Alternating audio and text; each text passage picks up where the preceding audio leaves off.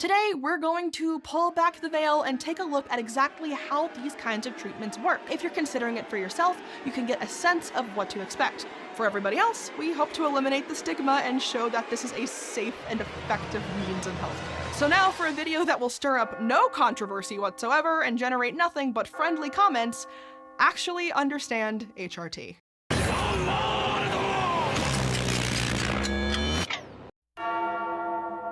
Those of you who have been here for a little while will probably remember my video on SciShow's hormone replacement therapy video, and how popular science channels perpetuate bad science. It did pretty well and is, in my opinion, one of the best things I've done on here. But just to give you the short version of my critiques in the words of me from the past, SciShow's video, Actually Understand Hormone Replacement Therapy, makes a bunch of mistakes ranging from forgivable to dangerous.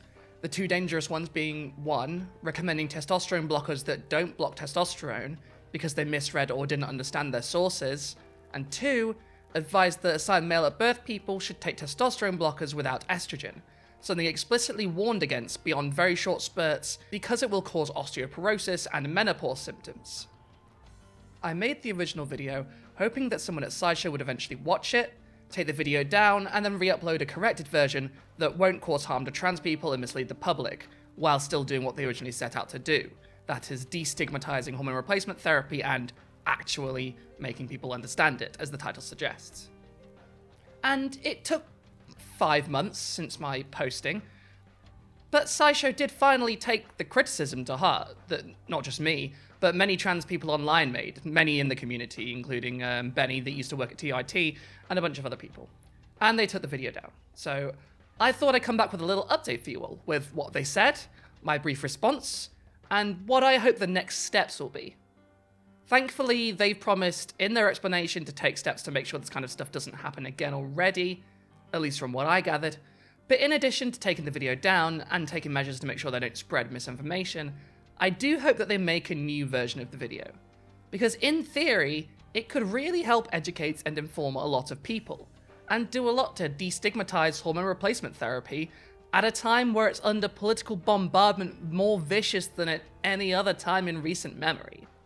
That is, if it's actually factual, well-researched, and doesn't spread information that could genuinely cause physical harm to people.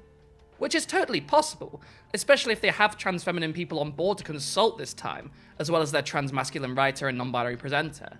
That way, you cover your bases and don't end up speaking over half the trans population and imply they should take testosterone blockers that don't block testosterone or give themselves osteoporosis. So, without further ado, let's get to SciShow's response.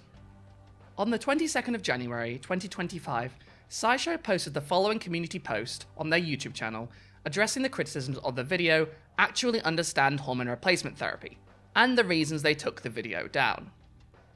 When we first published SciShow's video about hormone replacement therapy, we were excited to get some good introductory information out into the world.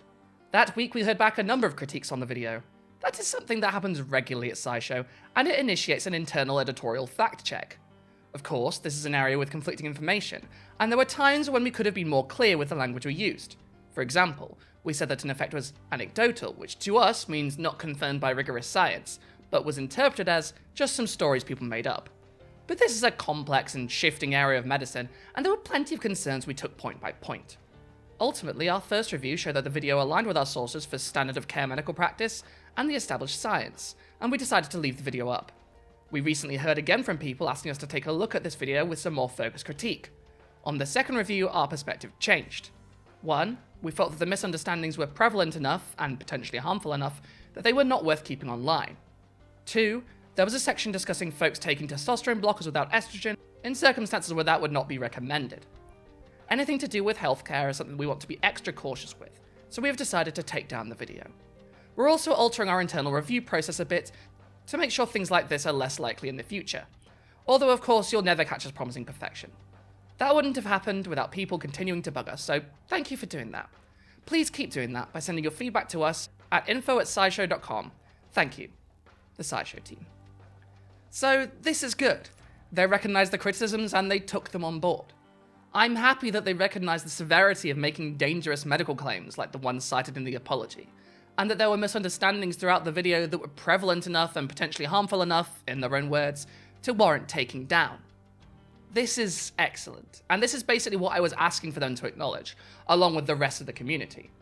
As a science channel, it's genuinely great that they can take criticism and move past it, acknowledge what they've done and move on. I would suggest that the fact that this took 2 rounds of review on a script that was so rife with errors, as I demonstrated in my last video, that they could have spotted if they'd read just a page further in their sources than the page they cited, and where the page in question did not at all do what they said it did?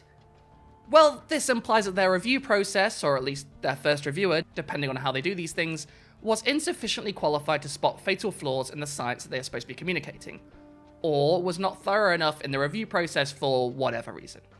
I hope this was just a one-off, and that this first review pass wasn't also how they assess other videos. But I'll give them the benefit of the doubt on that. Sometimes we mess up, sometimes we have a bad day, that's okay. They did say that they are extra careful with medical information, which you would hope means that they are more thorough with their reviews on these topics, which is kind of worrying at first glance, but I'm going to take this as a promise to be better in the future, and making sure that information is correct and won't cause anyone physical or mental harm, which is, after all, the least you can do when communicating medical science. You know what they say, the famous phrase, first do no harm, but only after half a year and also 2 rounds of review. I'd like to address their explanation of the use of anecdotal as well. As a scientist, I understand when people say anecdotal evidence, they don't literally mean we made it up. But you're writing for a popular science channel. You're talking to the general public. When you're talking to scientists, you can safely assume they know what you mean by that. But when you're speaking to a general audience, you should be more clear. And I'm glad they acknowledge this. I admit myself in the video that I made that I'm too science-brained to fight SciShow on how they talked about progesterone in the video, for example, since there are much fewer studies on its effects on trans women than I'd like. But the evidence I have seen is fairly convincing, to me. Calling the evidence for progesterone working as reported, and the same with estrogen monotherapy, anecdotal, makes sense if you're talking to a room full of scientists. But even with estrogen monotherapy, the studies I've seen on that in the last few months have been pretty convincing too, so I wouldn't communicate it like that to the public. Especially when, in my opinion, both of these treatments are at least getting closer to meeting the standard to be considered above just anecdotal evidence, but I'm not a medical scientist, so maybe that's me just being used to having to deal with far fewer data points in paleobiology. Either way, good job. Now, a lot of the comments underneath this community post are praising SciShow for their transparency, which makes sense, although it's worrying that it was out for so long and had months to spread misinformation. I understand these though. It is a genuinely good thing to be open about this process. The comments that worry me are those that either say the video shouldn't have been taken down, presumably because they either haven't heard the valid criticisms, or because they fear that this is SciShow caving to transphobic backlash following the start of the second Trump administration in the US, and the anti-trans executive orders Trump signed on day 1 and the following days. People are scared. I understand that. I'm scared. But this is not that. A good science outlet will retract misinformation. This is a necessary thing, and this is a good thing. This is how it should be done. I will say, however, that they have a point, that videos destigmatizing HRT are needed. And they are out there, not necessarily on the SciShow channel now, but in other places. And if the SciShow video actually did a good job at that, it would have been a force for good in the world. But it didn't. It actually spread harmful misinformation. They do have a point, though, in that I think to truly remedy this situation, SciShow should do more than take the video down, although that was absolutely the right thing to do. Ideally, they would make a new video that actually does what the original video set out to do, without the misinformation, without the misunderstandings, without potentially giving a bunch of trans femme NBs osteoporosis, and with greater community involvement in consultations. Where the last video was lacking the most was clearly the sections on anyone assigned male at birth, and that can be rectified pretty easily just by having its perspectives inform the script. And I hope they do that. Science is a collaborative process. The more eyes on something, the more thorough it's going to be. That's how it always works. Popular science is no different. You get better information the more people you ask, the more viewpoints you have, and the more data you look at. So all in all, I am happy that this happened. Some people will be scared about this, but I believe this was done with the best intent, especially because the original video was so badly done in terms of the misinformation it gave and the dangerous advice it gave. Please do not panic about this if you're one of the ones doing that. The SciShow team is still the SciShow team, and if they're the kind of people that wanted to make a video like this, I'm sure they will make something better and tighter in the future, especially now they've acknowledged the mistakes they've made, and they will be more careful. I truly believe that. I want to believe that. Maybe that's a tad too optimistic, but I'm quite an optimistic person, despite everything. Okay, that's all for now. Very quick one today, but I wanted to give you an update on this whole situation. I'll be back in a few days with 10,000 words of the most horrifying bullshit you've ever heard. Because the next video will be about Nazi salutes, their history, and what makes them Nazi salutes. Oh God. Jesus Christ, what is my life? Anyway, yay! Thanks for watching.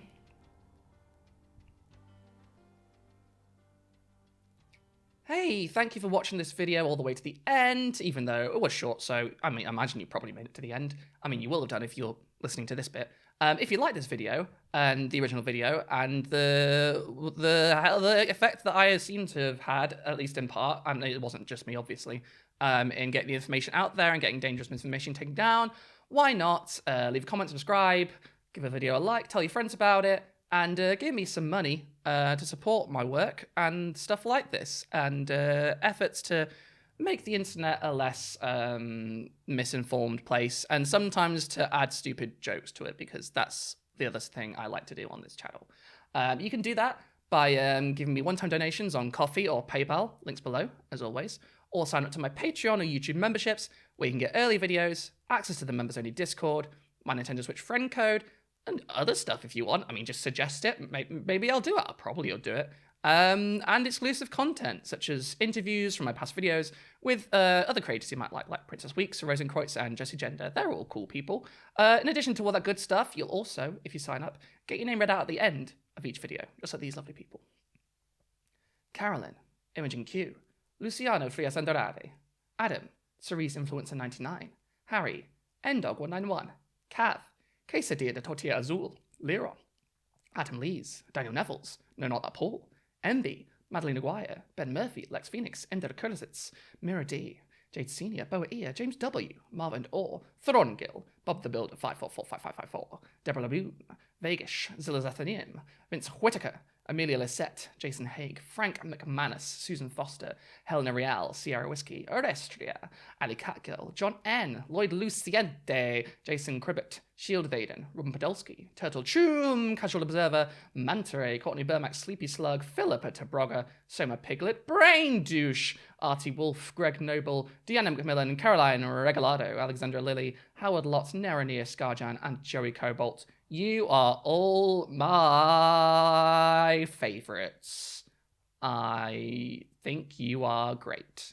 And you, presumably, do not spread misinformation. Hank Green, sorry if someone made you watch that video. I know it's not up to your standards, but for me, it was good. I thought it was good, but sorry, Hank. Hank, I'm sorry. I love you. Please be my friend. I'm sorry I accused you correctly of spreading misinformation.